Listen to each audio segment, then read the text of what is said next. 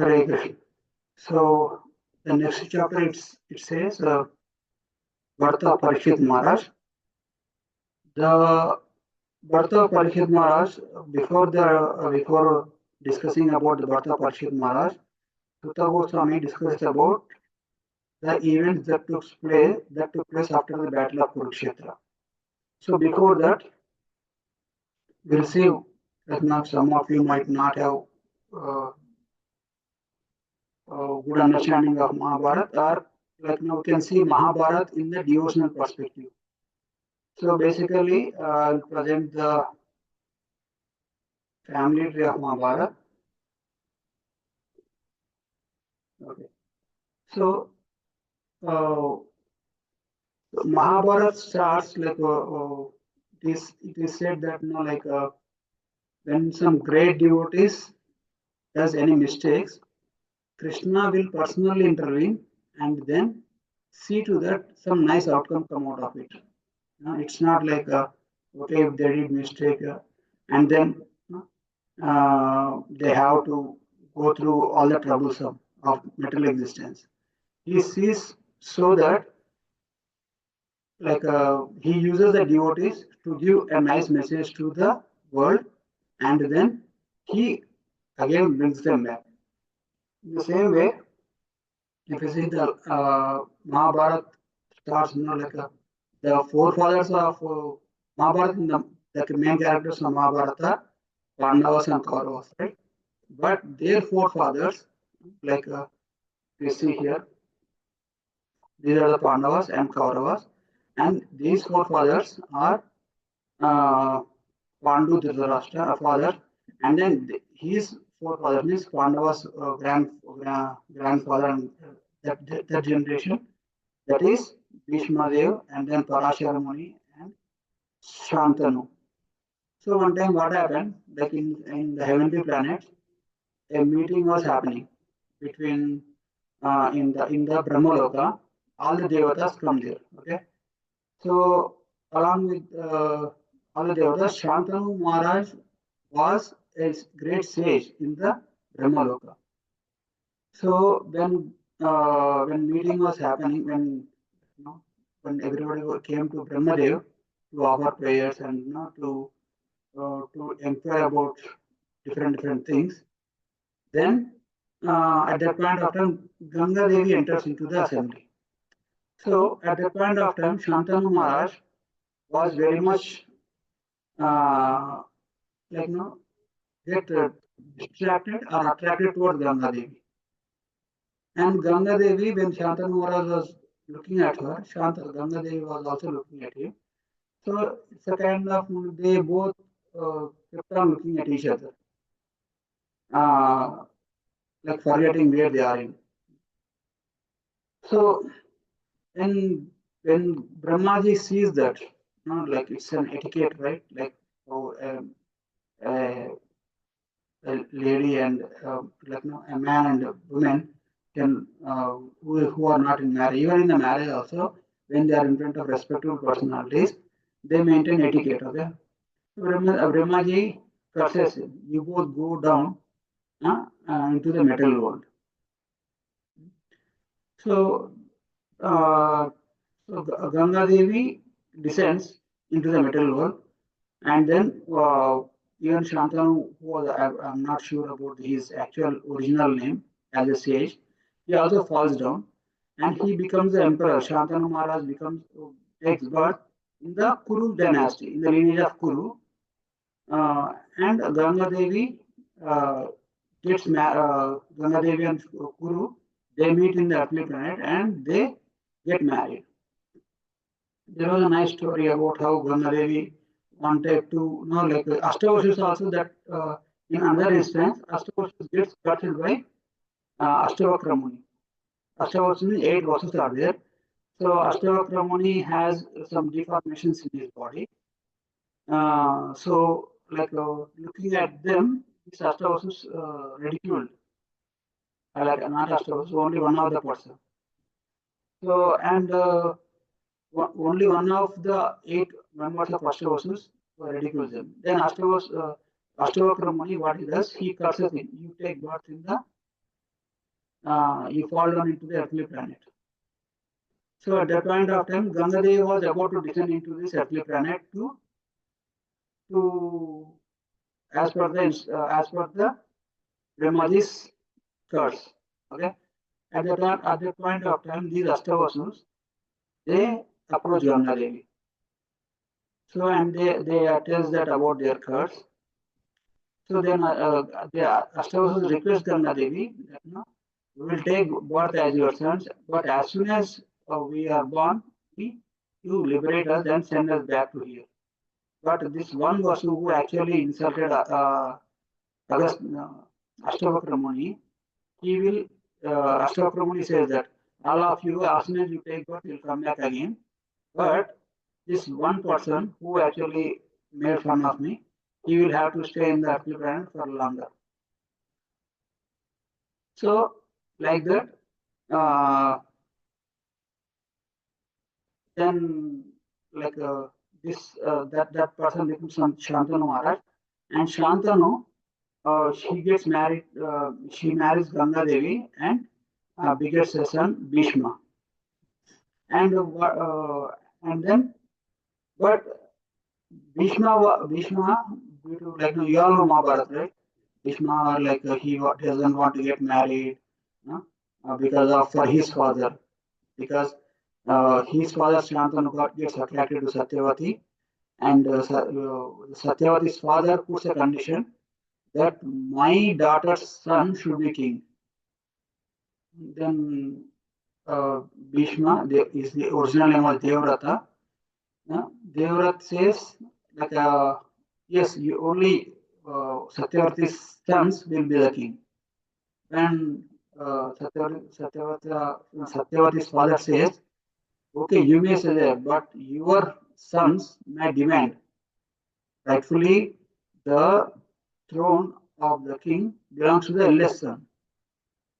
So then how will like threat may come from your children.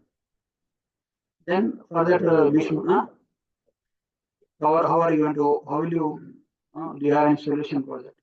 Then Bhishma Dev says like Devrat says if you are that kind of insecurity then I will not marry at all.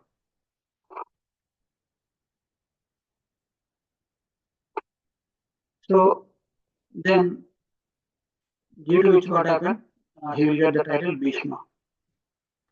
So then because Bhishma Dev cannot become the king, and Shantanu Maharaj and Satyavati gets married. But Shantanu Maharaj, what he does, when he comes about to know how what is sacrifice Bhishma Dev has done, becomes very much grateful and very much affectionate toward Bhishma Dev and says he gives a benediction to Bhishma Dev that you will live as long as you want, you won't die until you desire it. So like that, then Shantanu and Satyavati they give birth to Chitrangada and Vichitravirya. And Chitrangada he picks up a quarrel with some Gandharvas and he dies in the battle. And Vichitravirya had was not very powerful Kshatriya, but still for the to maintain the lineage of the Kuru dynasty, Vishwadeva goes and brings Ambika and Ambalika and gets married to Vichitravirya. But Vichitravirya, due to some disease, before begetting any children, he passes away. So basically, Bhishmadeva now was left with two wives of Vichitravirya, and there is nobody to continue the lineage. And it is a test, like he was tested by the time that like now in order to maintain the lineage of his family, he should either get married. So, but he refused to marry because he says, once I made a promise, I cannot break it. So then Satyavati's she begot Vedavyasa through Parasharamani. One time what happened? Satyavati was the daughter of a fisherman. A fish, like no, he was the Satyavati's father was the head of the fishing community. And she was a young girl. Satyavati was a young girl. So at that point of time, like a lot of bad smell used to come from her body because she has to deal with the fish and all those things, right? So fish give a lot of bad smell. So and she was very young and very beautiful. And what does Satyavati's father does? He says to Satyavati, "You do some seva service, public service, so that you will get good credit, good karma, and then you will get married to a nice husband." So, so she takes up the service of taking the passengers from this shore of the river to that shore of the river on the bank of Ganges. Now she was rowing the boat. So one time what happened? Parashara Muni comes there. Parashara Muni was a great sage. So Parashara Muni gets onto the boat to go to the other bank of the river. So when they are going on the middle of the Ganges, Parashara Muni does some astrological calculations and see that if any soul is invited in this moment into this world, he will be the greatest benefactor of the entire humanity. Entire humanity will get so much of benefit. But how can he, like, no, he doesn't have any wife with him. So he goes Satyavati and says, see, now is the great, this very moment, this auspicious moment. If any soul is invited, he is going to be the greatest benefactor of the entire human race. So for that, how does somebody who has a metal body welcomes a soul into this metal world is through sexual intercourse. So then he says Satyavati, and Satyavati says, no, I'm not married. I'm unmarried girl. How can this happen? No, this has nothing to do with marriage. Your virginity will remain as it is, like that he says, and then he says, uh, it will you are now doing some public service, but this will be the greatest service to entire humanity, like that he says. Then Satyavati she actually agrees and she she agrees to Parashara Muni's proposal. And Parashara Muni and Parashara Muni and Satyavati, they unite. And then as soon as the union happens, Vedavyas appears directly. It's not like he has to go into like a mother's home and stay there for 9 months. Not like that. No, it's a spiritual birth, okay, but through Satyavati. So he takes God. Vedavyasa was born, and as soon as the Vedavyasa was born, he immediately grows up into adult. Now he doesn't like a baby, not like that. And he says to Satyavati that Parashara Muni is said to be the incarnation of the Supreme Personality of Godhead. Is the Shakti Avesh incarnation of the Krishna. So he says to Satyavati that, my dear mother, thank you for bringing me into this material world. Please remember me if you need any time, you need any service from me. If you need any help from me, you just remember me. I will be there to help you. And Parashara Muni gives the benediction to Satyavati. So now that you did such a great benediction, that's such a great sacrifice for the well-being of humanity, I give you benediction. You will, from now onwards, your body will emanate the sweetest fragrance, and you will be the most beautiful. Such kind of benedictions Parashara Muni gives to Satyavati. So, due to these benedictions only, Shantanu Maharaj gets very much attracted to Satyavati. So, And after that, what happens? Satyavati gives birth to Chitranada and Vichitravirya, and Chitranada dies, and Vichitravirya also gets married to Ambika and Ambalika, and before begetting any children, even Vichitravirya also dies. You are all following? Hare Krishna. Yes, Prabhuji. Yes, Prabhuji. Yes, Prabhuji. Hare Krishna, Hare What is this? Okay. So all of you know about Mahabharata, right?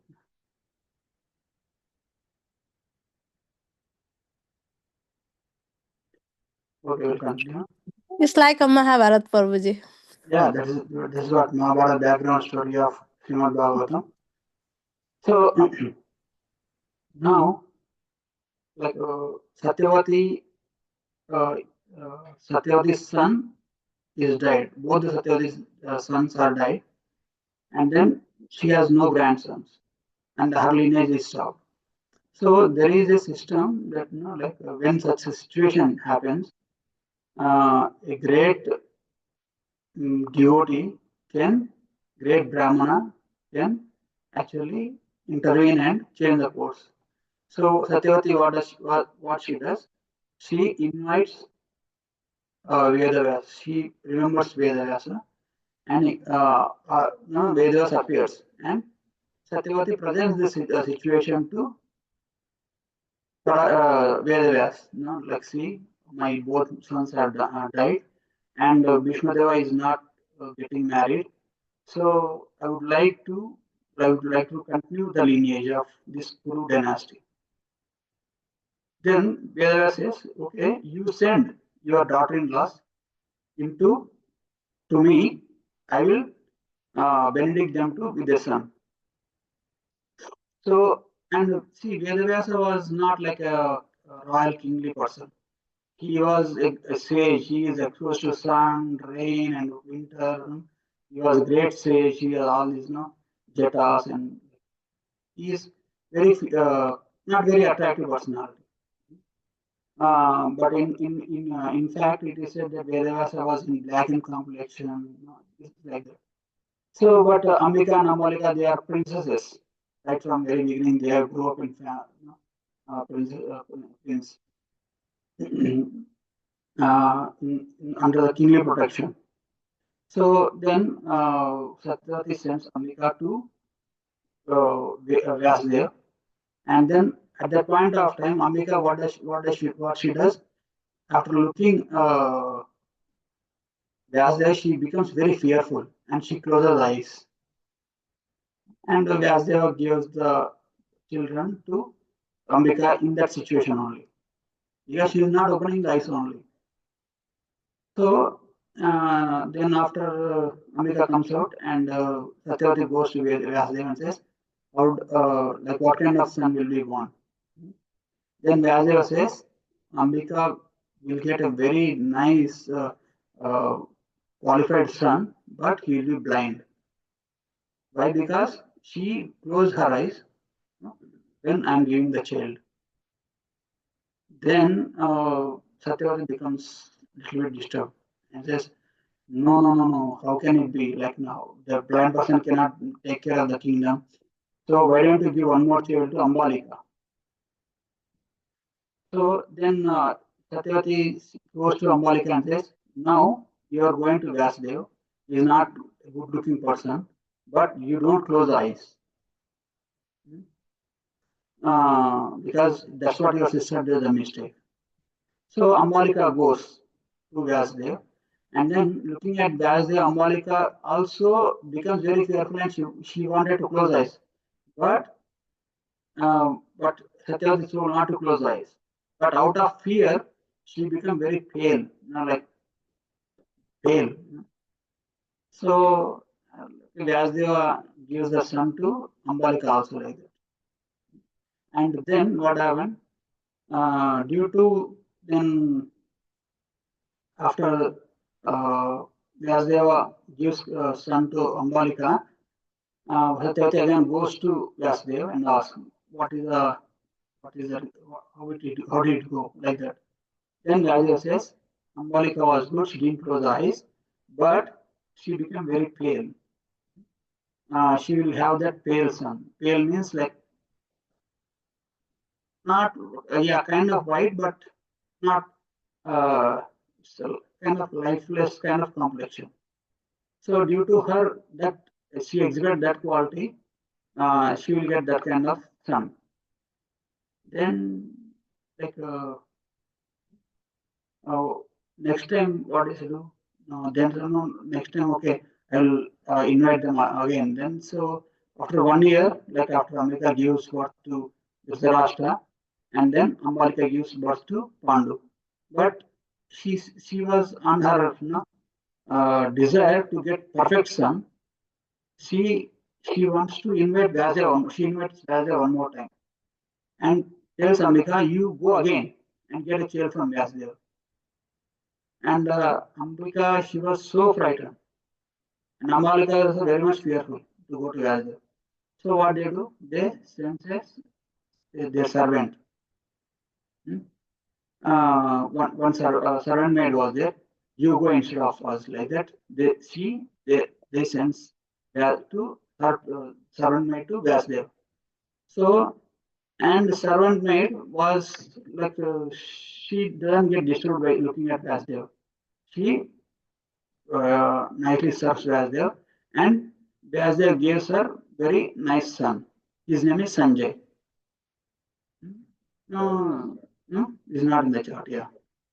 So and Satyavati comes to Vyasdeva and says, "Are they going to get a good son now?" Then Vyasdeva says, "Mother, um, actually this time they sent the servant maid. The servant maid served me very well, but so he will get very perfect son, full of knowledge. He is a personification of dharma. So, but only the thing is, he is a son of servant maid. Okay? So, like that, here the birth of Dhritarashtra, Pandu, and Sanjaya, not Sanjaya, Vidura, sorry, not Sanjaya, Vidura. So, Vidura will happen. So, after that, what happens? Like, then, um, as we all know, that Dhritarashtra gets married to Gandhari, uh, and there is a and Pandu gets married to Kunti Devi and Madri. And Dhritarashtra was blind. He was, even though he was trained in all the martial arts and all, but Pandu was uh, Dhritarashtra, Pandu, and Vidura. All these personalities get education from the same place, uh, and then they all become very well qualified in all Vedic literature and all the kingly administration. And Pandu becomes very much very powerful Kshatriya. And Dhritarashtra also very powerful, but he doesn't have the eyesight. He is blind person. And Vidura is very well versed in all Vedic Shastras and Puranas. No? All the Nyaya means how to administer. He is well versed in what is Dharma and what is Adharma. Then, when it comes to coronation, who to become the king, then there comes a situation that Dhritarashtra cannot become the king. So Pandu was made the king. So under the rulership of Pandu, the kingdom was flourishing. He goes and does many wars and defeats many people, and then he expands the kingdom. And but finally, what happened? Pandu, after that, he once he goes to uh, some picnic to a forest. So there, when he sees two deers, and he hunts that, like he throws an arrow at the deer when they are mating. So actually they are not the deer, they are some great sages. So they took the form of a deer, and then they are enjoying. at that point of time, like Pandu, he kills the deer, and immediately that stage assumes his form, and he curses Pandu. You should know that Kshatriya should not hunt any animal when they are eating and mating and sleeping. In these conditions, one should not hunt or kill any animal. But you violated that. So that's why I curse you. When you unite with your wives, you will die. Like that, that says curses Pandu. So Pandu, after getting this curse, he decided, okay, means I will be alive only until I don't unite with my wives. Okay, like that, he decides, and what does he do? He goes to he retires from the kingly kingdom and says he actually gives the kingly responsibilities to his son, that his brother Dhritarashtra, and then he goes to forest. And he was leading life like a ascetic, like he was following strict brahmacharya and all those things. But he enters into Vanaprastha ashram. Okay? He goes to forest along with his wives. So now Dhritarashtra gets married to Gandhari, and so everyone thinks that okay, now whoever gets the first son, he will be the next king. But actually, the king is now Pandu, not Dhritarashtra. So Dhritarashtra is only, like they say, right? When the prime minister is away, that acting prime minister. So like that, when the king is out of the country, there will be acting king. He is called steward or something like that. That they call it him as steward or something. So okay, acting king. Okay. So Dhritarashtra was the acting king, not actual the king, actual king. And actual king was Pandu. So then Pandu developed certain kind of uh, he was worried. Uh, I cannot have any children because I have this curse. He was worried. So, but Kunti, she like when she was a small child, she served Durvasmani very nicely, and Durvasmani was very much pleased with her service and gives her one benediction because Durvasmani could see the future, what is going to come, what troubles are going to come in the life of Kunti Maharani. So that's why Durvasmani, what does he do? He gives one mantra to Kunti Maharani. You can invite uh, any uh, god like Indra, Surya, Chandra, any god, and then you can get birth child from them. Like that kind of mantra he gives. And we know that, right? Like out of her curiosity, she tries on sun god. Sun god comes, and then sun god gives Karna to Kunti Maharani. And at the point of time, Kunti Maharani was unmarried. So she said, "How can I have son without marriage?" So she actually gives up her son in the river, and he was found by someone else, and he was raised there in the family of a chariot driver. So, but now Kunti Maharani, when Pandu Maharaj was very worried, Kunti Maharani goes and says, "I have this benediction from Durvasamani. I can get any child from any devata."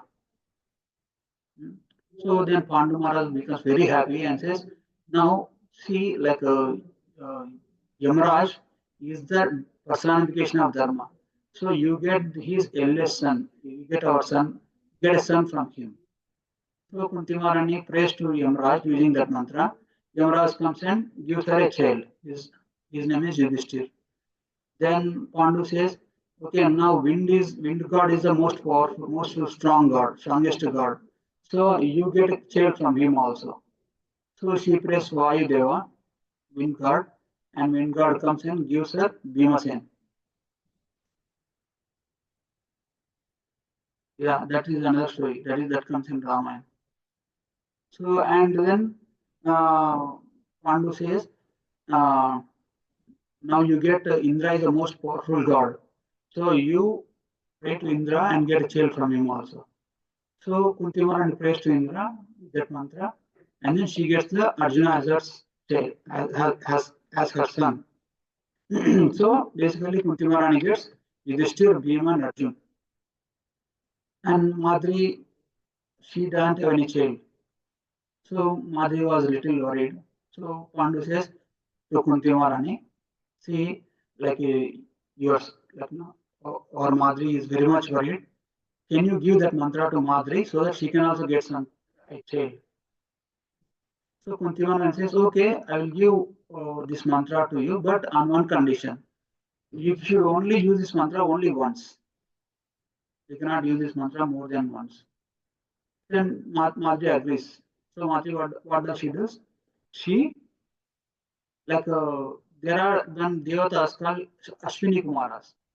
They are they always together. Means they whatever, when you call one god, they come in two. So Madhuri intelligently, what does she do? She actually prays to Ashwini Kumaras for the child. So Ashwini Kumaras come and gives Nakul and Sahadeva to Madhuri. So that's how Kunti Maharani begets three children and Madhuri gets two children. So and these are five Pandavas, or they are because these are the sons of Pandu. They are called Pandavas, and Dhritarashtra's wife, uh, Gandhari, even though she was pregnant, she didn't give birth to child before Kunti Maharani gave birth to Yudhishthir Maharaj. So when Gandhari heard that Kunti Maharani already gave birth to the boy, she becomes very upset and she beats her womb very strongly.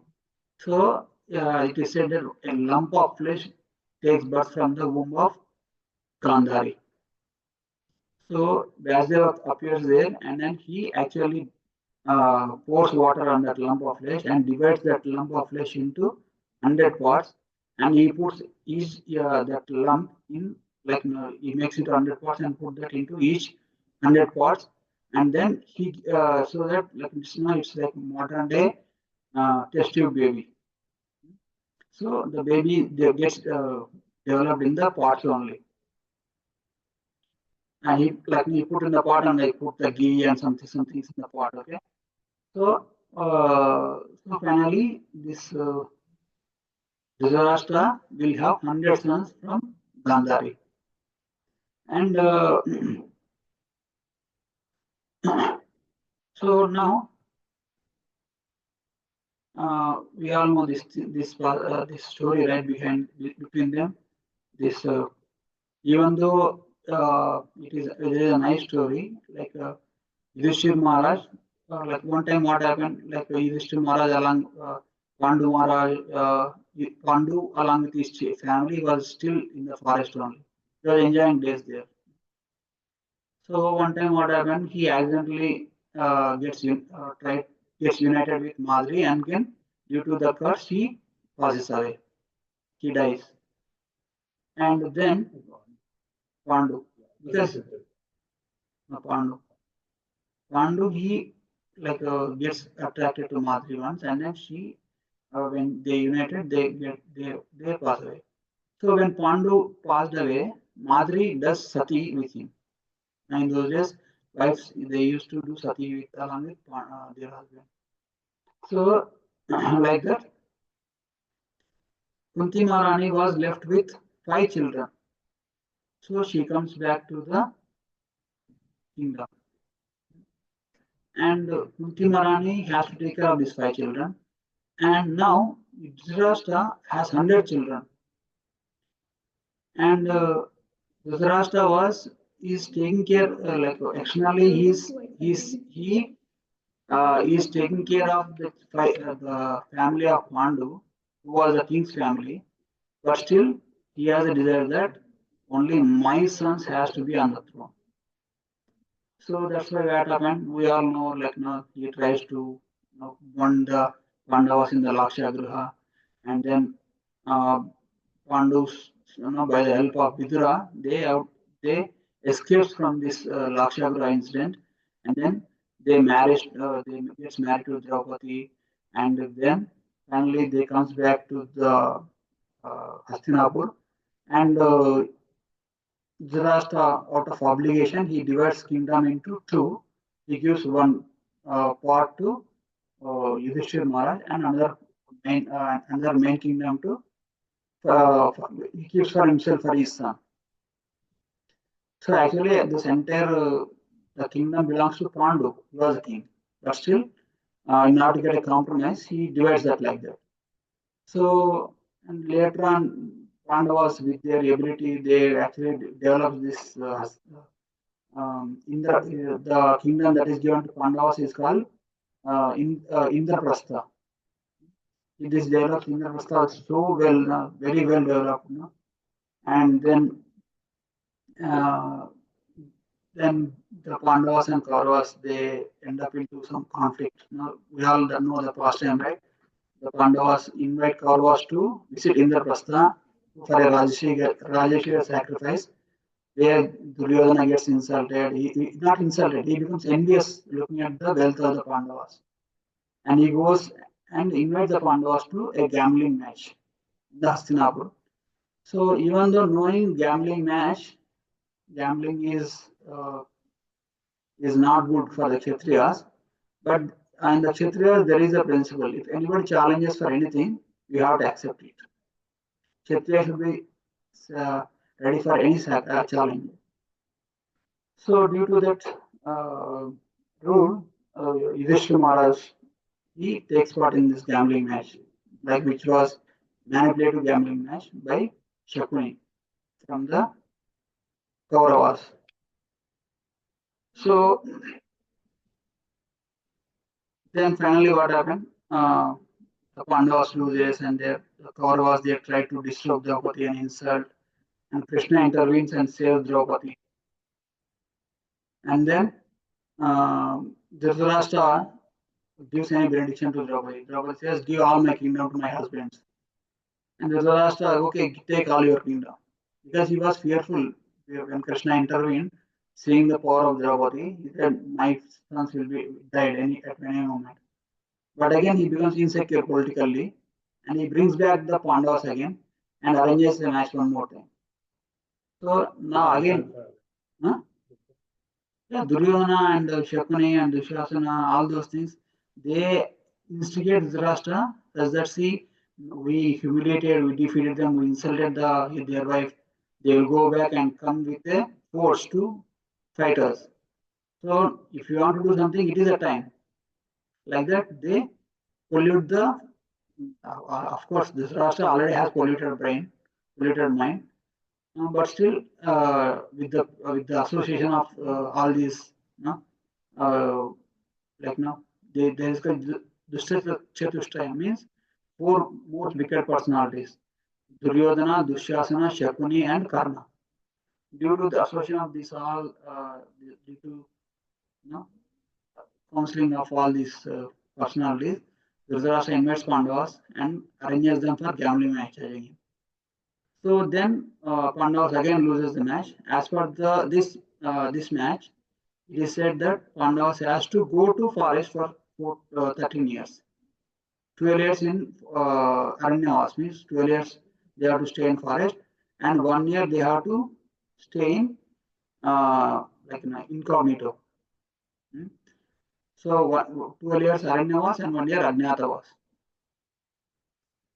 So and if during the Ajnatavas, during this internal time, if they were found, then this cycle has to repeat all over again. So but by the blessings of Krishna and by the blessings of the Brahmanas and all the Devatas, Pandava successfully completes the Aranyavas and Ajnatavas. And after that, they comes back and asks for kingdom. And Duryodhana, he refuses the kingdom. I will not give any kingdom to you. If you want kingdom, you have to fight. What does Duryodhana's mentality was? He was thinking that now these Pandavas are away from the kingdom. they lost all the Kshatriya spirit and they don't have any power. During this for 13 years, Duryodhana, throughout his political, like what you call diplomacy, he makes a lot of friends and increases his strength so much. So, and finally he says he refuses the kingdom to the Pandavas. And in order to,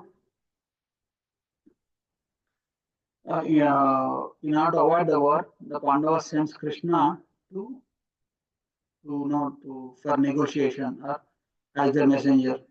But still nothing works. Finally, they go to war, and the battle of Kurukshetra happens. Battle of Kurukshetra happens for 18 days, and everybody on the both sides of Pandavas and Kauravas gets killed. On the Pandava side, there is only 5 Pandavas: Duryodhana, Yudhishthir, Bhima, Arjun, Nakul, and Sahadev. And on the Kaurava side, only very few, 3, 4 personalities. Okay. Yutsu, yes, I think Satyaki also survived. Yutsu, I don't know. Yutsu also, I don't know, but this was it. Let us focus on the essence, okay? Those are details. So our goal is to come back to Srimad Bhagavatam. Until we have all this background story, we cannot understand the context. So on the Kaurava side, only Ashwadhama, Kritavarma, and Ashwadhama, some 3, 4 personalities. So Ashwadhama, he was very much disturbed by the death of his father, and he wanted to somehow. He is a very crooked person. He wanted, even though he was born in Brahmin family, he take all the cheap means to defeat the Pandavas. So Ashwadhama was very much insulted Dronacharya. Ashwadhama's father was Dronacharya. Said Dronacharya was the guru of the Pandavas and Kauravas, but because he was under the like now what you call, he was employed by the Kurus, like he was employed by the Dhritarashtra. He has to be obligated to them. Bhishma is also like that, right? Even the Bhishma is related to both Pandavas and Kauravas because king, they have to serve the king, whoever is on the throne. So they have to serve Dhritarashtra.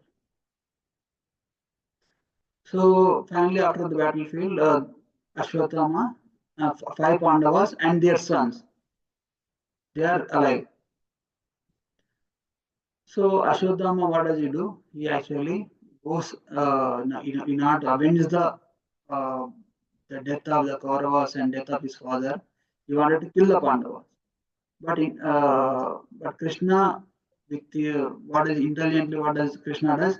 He takes Pandavas that night to other camp somewhere else, and Upapandavas, who are the sons of the 5 Pandavas, were sleeping in the place of the Pandavas. So Ashwatthama comes in the night and kills all the sons of the Pandavas. And in the morning, they discovered that like this has happened. Actually, Ashwadhama and the 3, 4 warriors who are present in the uh, opposite side, in the Duryodhana party, they come in the night and without any making any noise, they in the night they kill all the warriors on the side of the Pandavas except very few of them, except the 5 Pandavas and few warriors. So like that, and the Ashwadhama also kills the sons of the Pandavas. So at that point of time, like from there onwards, the story will continue in the Srimad Bhagavatam. We'll discuss in the next week. So right now in this narration, if anybody have any questions or comments, we can discuss. This Mahabharat can go up to a years. We can narrate it will take years, but I come.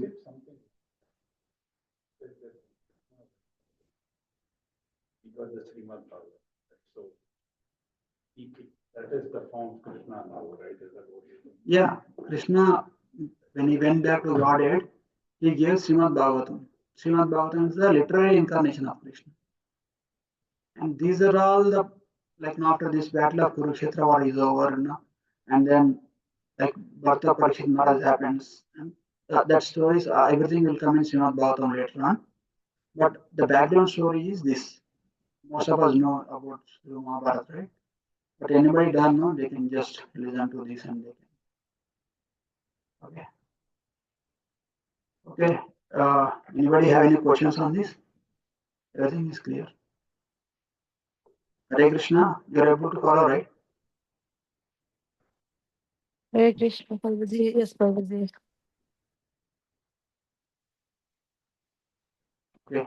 Nobody have any questions? We'll end it here. Grantara Srimad Bhagavatam ki jai. Prabhupada ki jai. Anta Kotkeshwaranta ki jai. Thank you very much.